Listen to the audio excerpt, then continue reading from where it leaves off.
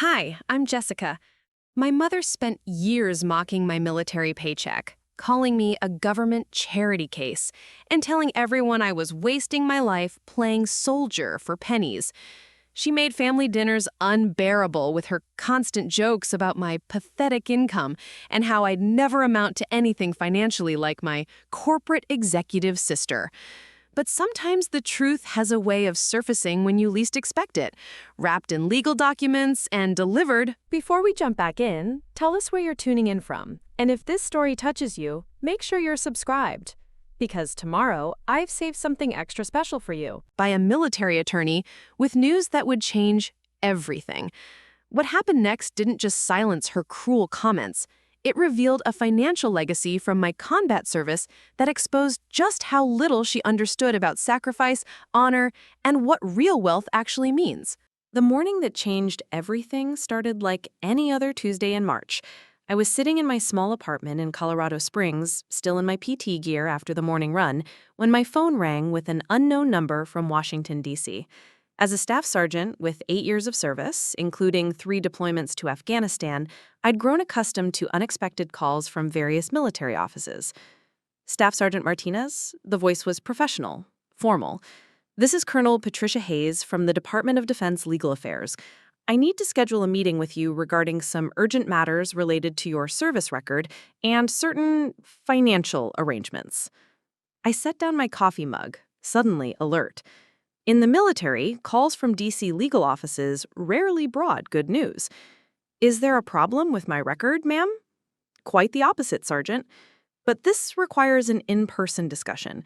Can you be at Peterson Air Force Base tomorrow at 0900 hours? Building 1, Legal Affairs Office. After hanging up, I stared at my phone, trying to imagine what this could be about. My service record was clean. Commendations for valor during my second deployment, excellent fitness scores, no disciplinary actions. I'd been recommended for promotion to technical sergeant and was planning to re-enlist for another 6 years. But my mind kept drifting to the previous Sunday's family dinner at my childhood home in Denver, the same ritual we'd endured every month since I'd enlisted, my mother, Linda Martinez, holding court at her dining room table while systematically tearing down my life choices. Jessica's still playing dress-up soldier, she'd announced to my sister, Carmen, and her husband, Brad, both successful marketing executives who lived in a McMansion in the suburbs.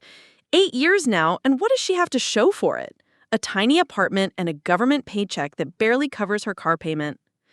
Carmen had shifted uncomfortably in her designer dress, but said nothing. She never did. Growing up, she'd learned the same lesson I had. It was easier to let mom talk than to challenge her. At least when Carmen was Jessica's age, she was already making 6 figures and building a real career, not wasting her prime years crawling through mud for what, $38,000 a year? I'd wanted to correct her. My base pay was actually higher, and with deployment bonuses and hazard pay, I'd made significantly more over the years. But explaining military compensation to someone who'd already decided you were a failure felt pointless. The military has been good to me, Mom, I'd said quietly. I've seen the world, served my country, saved lives. She'd actually laughed. Laughed. Save lives. Honey, you're a logistics coordinator. You move boxes around. Don't make it sound more heroic than it is. That comment had stung more than usual, maybe because it minimized not just my job, but everything I'd experienced downrange. The IED attacks I'd survived, the wounded soldiers I'd helped evacuate, the communities we'd protected. But explaining combat service to someone who saw only dollar signs seemed impossible. Now, sitting in my apartment with this mysterious legal meeting looming, I wondered if my past was finally catching up to me in ways I'd never expected. The next morning at Peterson Air Force Base, I sat across from Colonel Hayes in a sterile conference room that smelled of industrial coffee and government-issued furniture polish. She was a sharp-featured woman in her 50s, with silver hair pulled back in a regulation bun and eyes that had clearly seen their share of difficult conversations. Staff Sergeant Martinez, she began, sliding a thick manila folder across the table, I'm going to be direct with you. We've received some concerning information about your financial activities during your deployments. My stomach dropped. Ma'am, I'm not sure I understand. Colonel Hayes opened the folder, revealing what looked like bank statements and official forms. We've been conducting routine audits of combat zone financial transactions, and your name came up in connection with some irregularities. The word hung in the air like a threat. In the military, financial irregularities could mean anything from fraud to accepting bribes, and any of those charges could end my career and land me in prison. What kind of irregularities? I asked, my voice steadier than I felt. Large cash deposits into personal accounts, transactions that don't align with your reported income or standard combat pay, money that appears to have come from sources we can't immediately identify. Her tone was professional but carried an undertone that made my skin crawl. I stared at the papers she'd spread before me, seeing my name and account numbers but not recognizing the transactions she was highlighting. Colonel, I've never made any unusual deposits. My pay goes directly into my checking account, and I've never had any side income or... Staff Sergeant, I need you to understand the gravity of this situation. If these funds came from sources related to enemy collaboration, black market activities, or any form of corruption, you're looking at court-martial proceedings that could result in dishonorable discharge and federal prison time. The accusations hit me like physical blows. Enemy collaboration? Black market activities?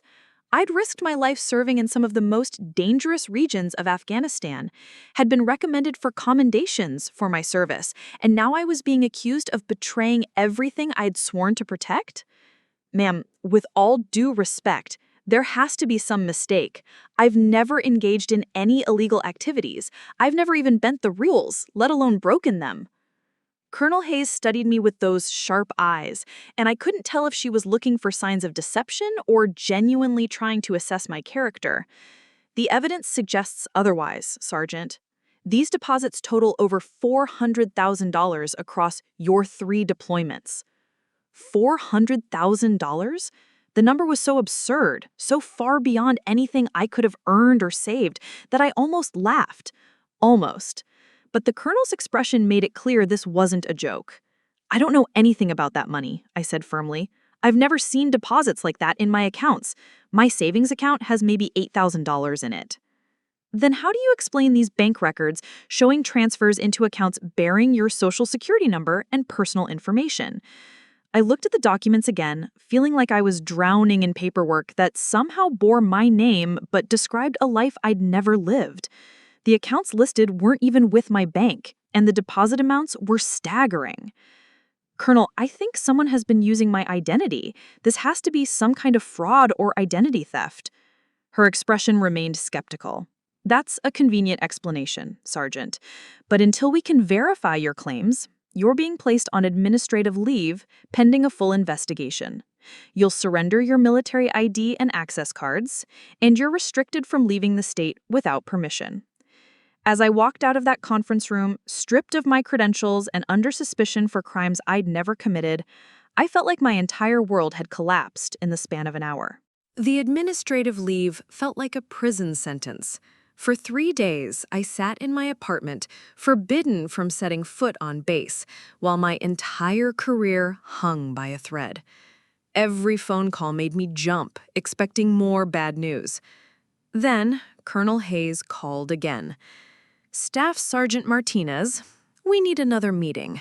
More evidence has surfaced. Back in that same sterile conference room, she laid out additional documents that made my situation look exponentially worse. Bank statements showing consistent deposits over months, wire transfers from overseas accounts, and what appeared to be purchase receipts for luxury items I'd never bought. These transactions suggest a pattern of behavior spanning all 3 of your deployments, Colonel Hayes said, her tone growing colder. We're now looking at potential charges of theft of government property, accepting bribes from foreign nationals, and money laundering. I stared at receipts for expensive jewelry, high-end electronics, and even a motorcycle, all supposedly purchased by me during my deployments. The dates corresponded with times I was living in tents and eating MREs, focused entirely on keeping my unit supplied and safe. Colonel, I've never purchased any of these items. During my second deployment, I was literally in a forward operating base with no access to luxury goods. We barely had running water, let alone jewelry stores. Preparing and narrating this story took us a lot of time, so if you are enjoying it, subscribe to our channel. It means a lot to us. Now back to the story. The evidence suggests otherwise, Sergeant. These credit card statements show your signature, your personal information, purchases made at locations within 50 miles of your documented positions.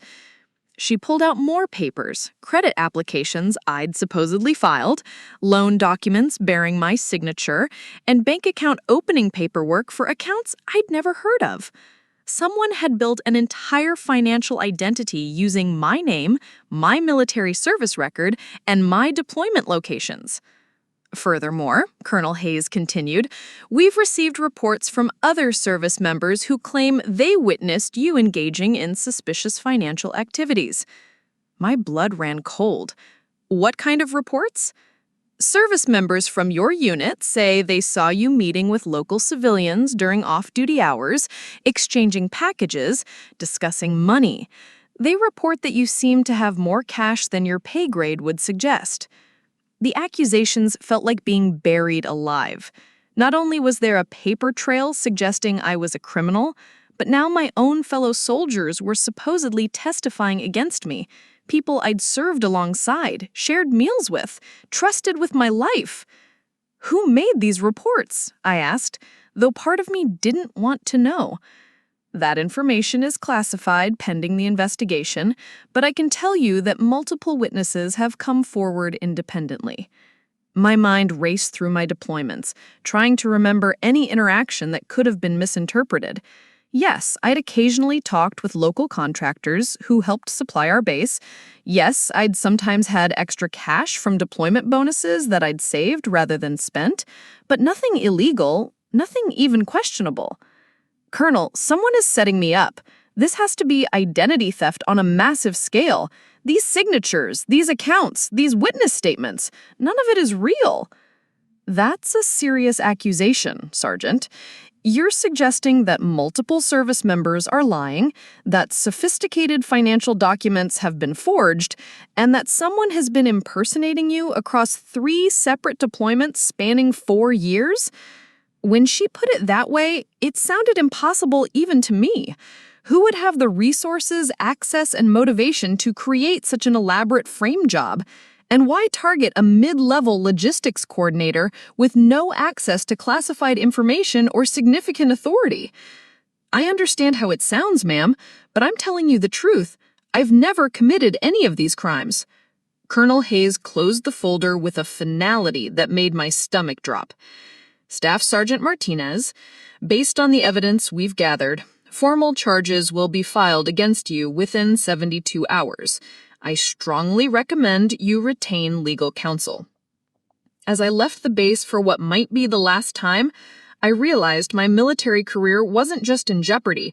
My entire future was crumbling based on evidence that painted me as someone I'd never been. I made the mistake of going to Sunday dinner that week, thinking maybe my family would offer support during the worst crisis of my life. I should have known better. The moment I walked into my mother's dining room, I could tell something was different. Carmen avoided eye contact, and her husband, Brad, looked at me like I was carrying a contagious disease. Mom was setting the table with unusual precision, her movements sharp and deliberate. "Well, well," Mom said, without looking up from arranging the silverware. "Look who decided to grace us with her presence. How's the military treating you these days, Jessica?" There was something in her tone that made my skin crawl, a satisfaction that suggested she already knew about my situation. "It's been challenging lately." "Challenging?" She finally looked up, her eyes glittering with something between amusement and vindication. "Is that what we're calling it?" Carmen shifted uncomfortably in her chair. "Mom, maybe we should just No, Carmen, I think it's time we addressed the elephant in the room. Mom sat down at the head of the table, folding her hands like she was chairing a board meeting. You see, I got a very interesting phone call this week from Margaret Chen. You remember Mrs. Chen from the base housing when your father was stationed at Peterson? My blood turned to ice. Mrs. Chen worked in the base administration office. If she knew about my situation, then half the military community in Colorado Springs probably knew too. Apparently, Mom continued, her voice dripping with false concern, our little soldier girl has gotten herself into some serious trouble. Financial crimes, they're saying, fraud, theft, working with enemy combatants. Mom, please. Oh, I'm not finished. She leaned back in her chair, clearly enjoying this moment. Mrs. Chen said they're talking about court-martial, prison time, dishonorable discharge, all that time you spent lecturing us about honor and service, and it turns out you were nothing but a common criminal. Carmen looked mortified. Mom, these are just allegations. Jessica hasn't been convicted of anything. Allegations, Mom laughed, the sound sharp and cruel. Carmen, sweetheart, the military doesn't place soldiers on administrative leave and threaten court-martial over allegations. They have evidence, real evidence. She turned back to me and I saw years of resentment and competition finally boiling over. You know what the most pathetic part is? All those years you acted so superior, so righteous, looking down on us civilians with your little uniform and your talk about serving your country, and the whole time you were just another corrupt soldier stealing from the very government you claim to serve. Brad finally spoke up, his voice uncomfortable but clearly influenced by Mom's narrative. Jessica, is it true about the money? It's not true, I said quietly, feeling like I was defending myself against a firing squad. I've never stolen anything. Mom snorted. Of course you'd say that. What else would a caught thief say? But the evidence doesn't lie, does it? Bank accounts, witness statements, financial records going back years. How do you know all this? I asked, though I dreaded the answer. Mrs. Chen isn't the only one talking, honey. The whole military community is buzzing about the fallen soldier who thought she was above the law. Your first sergeant's wife called me yesterday to express her condolences for having such a disgraceful daughter. The humiliation was complete. Not only was my career destroyed, but my reputation was being torn apart in public, shared among military families like gossip at a coffee klatch. You know what really burns me? Mom continued, cutting into her roast with unnecessary force.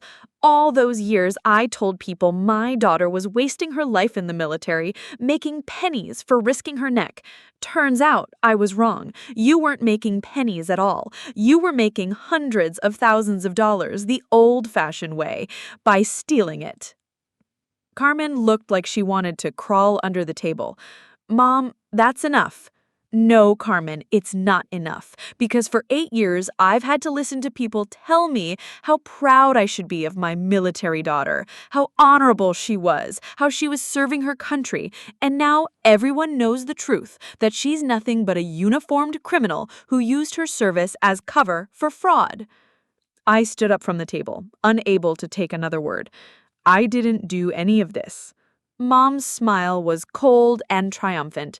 Tell it to the judge, sweetheart. The formal charges came down on a Friday morning: theft of government property, conspiracy to commit fraud, and conduct unbecoming a non-commissioned officer. As I sat in the military defense attorney's cramped office, reading the charging documents that would determine whether I spent the next decade in federal prison, my phone rang. It was my sister Carmen. Jessica. Her voice was strained, barely above a whisper. We need to talk. Can you meet me at Cafe Luna, the one downtown where we used to go after school? An hour later, I sat across from Carmen in a corner booth, watching her fidget with her coffee cup while avoiding eye contact.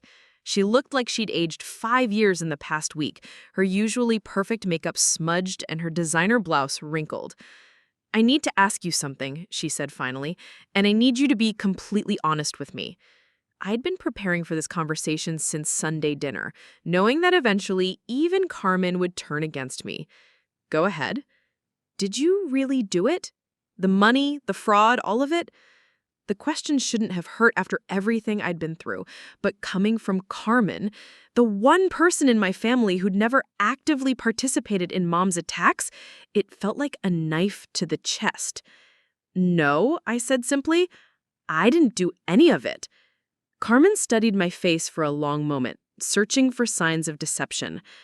Then how do you explain all the evidence, the bank accounts, the witness statements, the purchase records? I can't explain it, I just know I didn't do it. She was quiet for several minutes, staring into her coffee like it might hold answers. When she finally looked up, her eyes were filled with tears. Jessica, I want to believe you. I really do, but the evidence is so overwhelming, and Mom says things that make sense about how you always resented having less money than us, how you talked about wanting to travel and buy nice things but never could afford it on military pay. I felt something breaking inside my chest. Carmen, when have I ever talked about resenting you? When have I ever complained about my pay or said I wanted luxury items? You haven't, exactly, but Mom says that's how people are when they're planning something dishonest. They hide their real feelings, pretend they're content when they're actually burning with jealousy. Mom had poisoned even my sister against me, rewriting years of conversations and interactions to fit her narrative of my supposed criminal motivations. Carmen, I need you to think about who I've always been. Have I ever lied to you? Have I ever been dishonest or greedy or jealous? She wiped her eyes with a napkin. No, you haven't. But people change, Jessica. Sometimes we don't know people as well as we think we do. The words hit harder than any accusation from Colonel Hayes or any cruelty from my mother. This was Carmen, my little sister who I'd protected from Mom's criticism for years, who I'd helped with homework and relationship problems, who I thought understood me better than anyone. I can't keep defending you when I don't understand what's happening, Carmen continued, her voice breaking. Brad thinks I should distance myself from this situation. His company has government contracts, and if it comes out that his sister-in-law is a convicted felon, so you're choosing your husband's career over your sister's innocence? I'm choosing reality over blind loyalty, she snapped, then immediately looked ashamed of her tone. Jessica, I love you, but I can't risk my family's future on faith when the evidence says otherwise. After Carmen left, I sat alone in that cafe for 2 hours, staring at nothing, and feeling the last connection to my old life dissolve. My career was over, my family had turned against me, my reputation was destroyed, and in 3 weeks I would face a court-martial that could send me to prison for crimes I'd never committed. For the first time since this nightmare began, I started to cry, not from anger or frustration, but from the complete hopelessness of fighting a system that had already decided I was guilty. That night, sitting alone in my apartment with nothing but the sound of my neighbor's television bleeding through the thin walls, I made a decision that would change everything. I was done being a victim. For 2 weeks, I'd been playing defense, denying accusations, explaining my innocence, begging people to believe me. But innocent people don't prove their innocence by pleading. They prove it by uncovering the truth. I pulled out my laptop and started making a list. If someone had been using my identity to commit financial crimes for years, there would be evidence of the deception. There had to be inconsistencies, impossibilities, proof that I couldn't have been in 2 places at once or made purchases while I was deployed in combat zones with no access to luxury goods. The first thing I did was order copies of my complete military service record. Not just the summary I'd seen, but every single document. Every deployment order, every location assignment, every leave request. If someone claimed I was buying motorcycles in Kabul while I was supposedly deployed there, my service record would show exactly where I was on those specific dates. Next, I started mapping out my deployments with obsessive detail. I pulled out old photos from my phone, emails I'd sent home, even social media posts I'd made during downtime. Each piece of digital evidence would have timestamps and location data that could prove my whereabouts. The work was painstaking. I spent 3 days reconstructing my second deployment hour by hour, documenting everything from convoy schedules to chow hall duty rosters. What I found was both infuriating and encouraging. According to the military's evidence, I had supposedly purchased a $15,000 motorcycle from a dealer in Kandahar on March 15, 2019. But my service record showed that on March 15, 2019, I was in a forward operating base 200 miles from Kandahar, participating in a supply convoy that came under enemy fire. I had photos of the damaged Humvee, medical records for treating a soldier's shrapnel wound, and witness statements from the incident report. There was no way I could have been in two places at once. I found similar impossibilities throughout the financial evidence. Credit card purchases made while I was in the field with no access to internet or phone service. Bank account openings processed while I was in transit between bases. Wire transfers initiated during times when I was documented as being in combat situations with no access to financial services. But discovering the inconsistencies was only the first step. I needed to understand who had the access and motivation to pull off such an elaborate identity theft scheme. This wasn't some random criminal using stolen credit card numbers. This was someone with detailed knowledge of my military service, my deployment schedules, my personal information. Someone with access to military records and the ability to forge documents convincingly enough to fool military investigators. I started researching cases of military identity theft and financial fraud. What I learned made my blood run cold. There had been other cases. Service members accused of financial crimes while deployed, evidence that seemed ironclad, until closer examination revealed impossible timelines and forged documents. But the most shocking discovery came when I started cross-referencing the dates of my alleged crimes with my unit's personnel records. I noticed that all of the supposed witness statements against me came from soldiers who had served in my unit during very specific time periods. Soldiers who had all worked under the same first sergeant, Kenneth Morrison. Morrison had been my supervisor during my second and third deployments. He'd had access to my personal information, my service record, my deployment schedules. He'd known exactly where I was and when, information that would be crucial for someone trying to frame me for crimes committed during those same time periods. I pulled up his photo from our unit directory, studying his face as pieces of a horrible puzzle started clicking into place. Morrison had been passed over for promotion twice. He'd filed multiple complaints about his military pay being insufficient for his family's needs. He talked constantly about soldiers who knew how to work the system to make extra money overseas.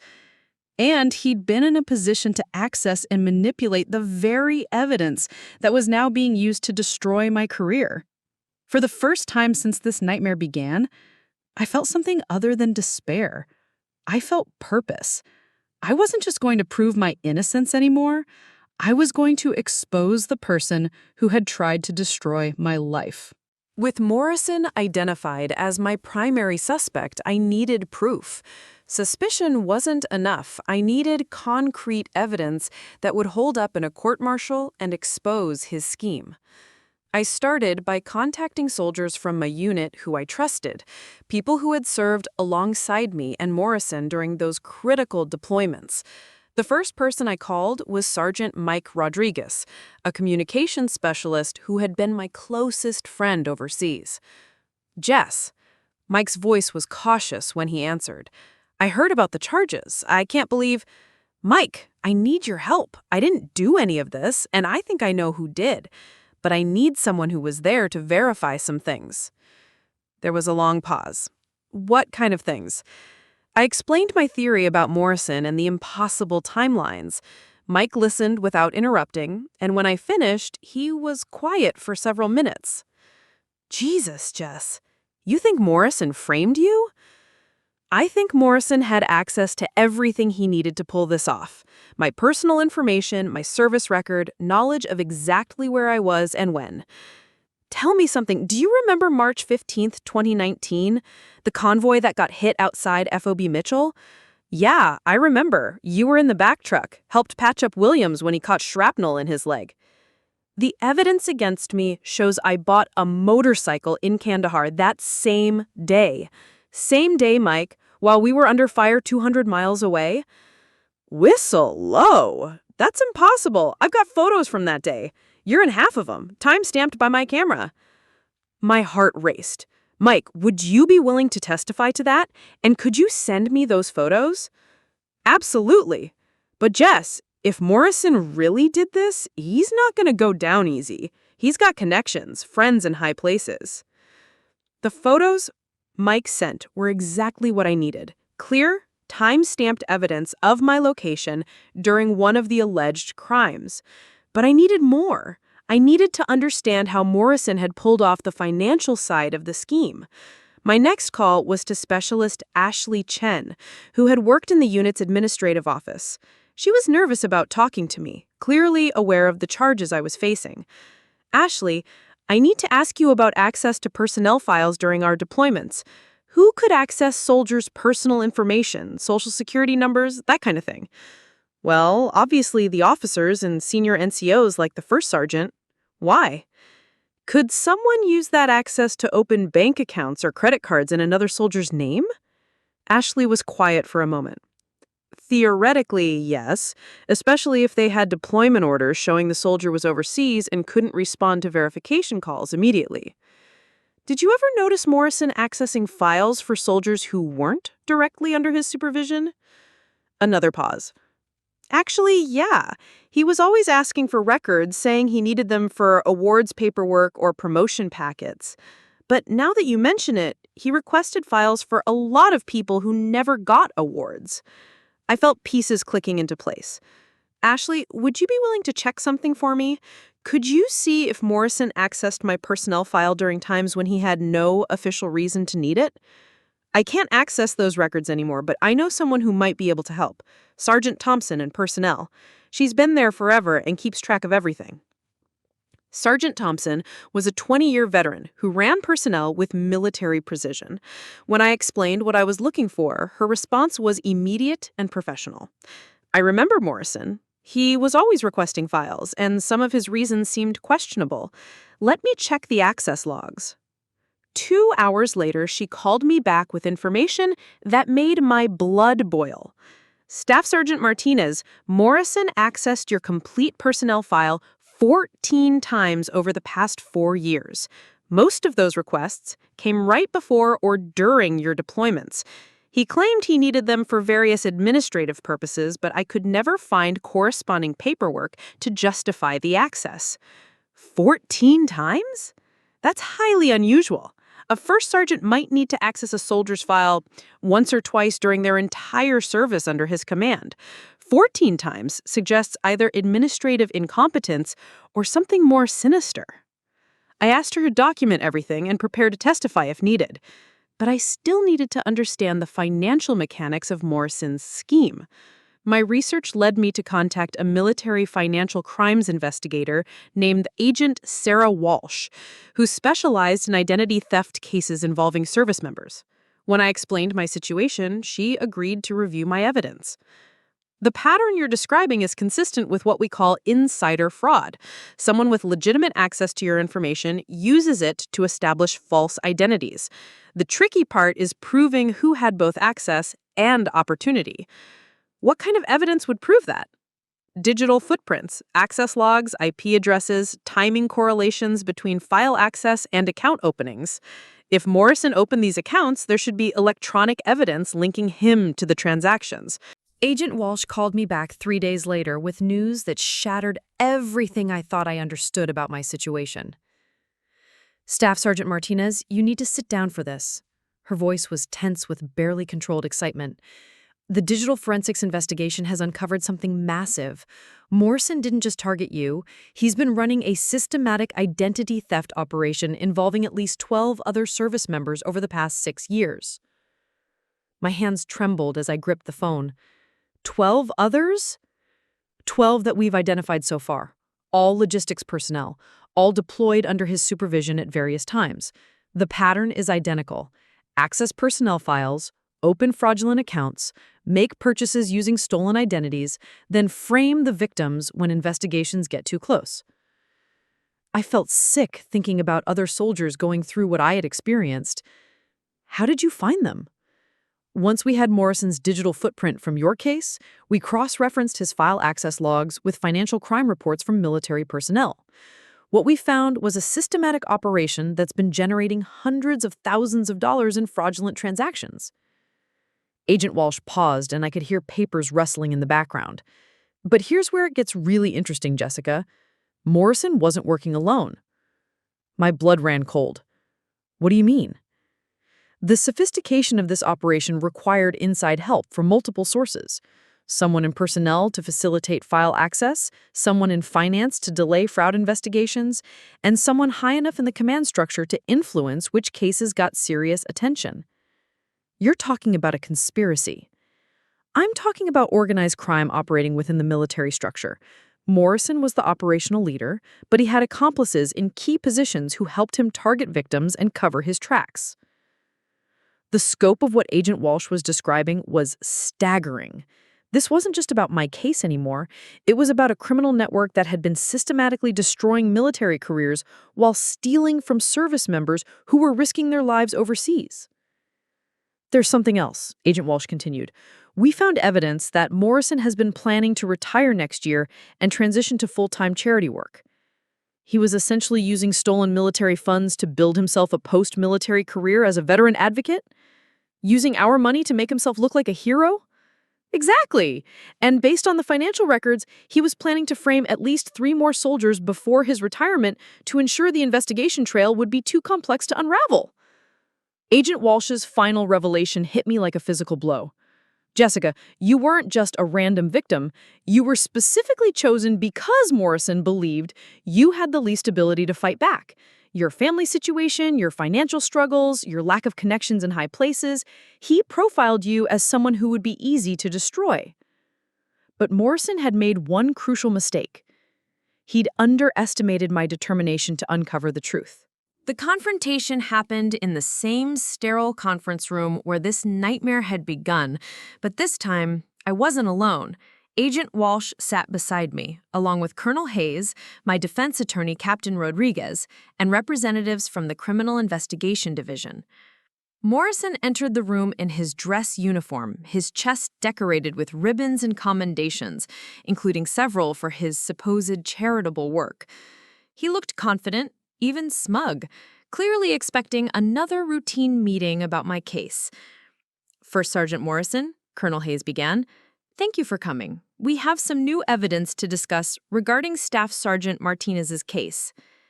Morrison's expression remained neutral, but I caught a flicker of something in his eyes when he noticed Agent Walsh.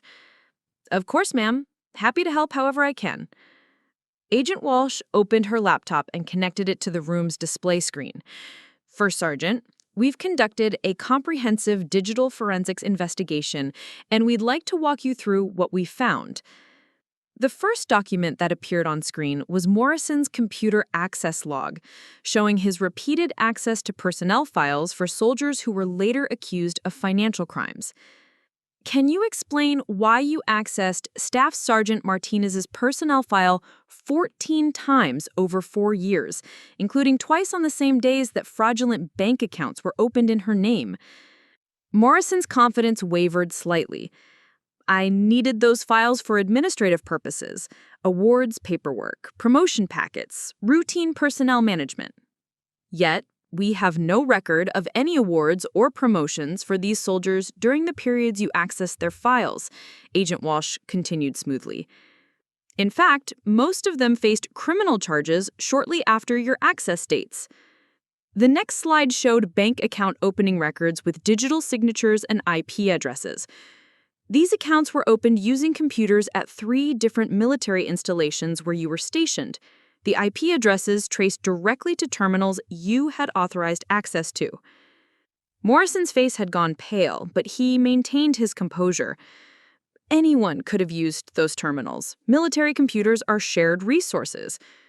True, Agent Wash smiled coldly, but these transactions required not just computer access, but specific personal information that was only available in the personnel files you accessed: social security numbers, deployment dates, emergency contact information. She clicked to the next slide, showing financial transfers from the fraudulent accounts to Morrison's fake charity. We've also traced the money trail.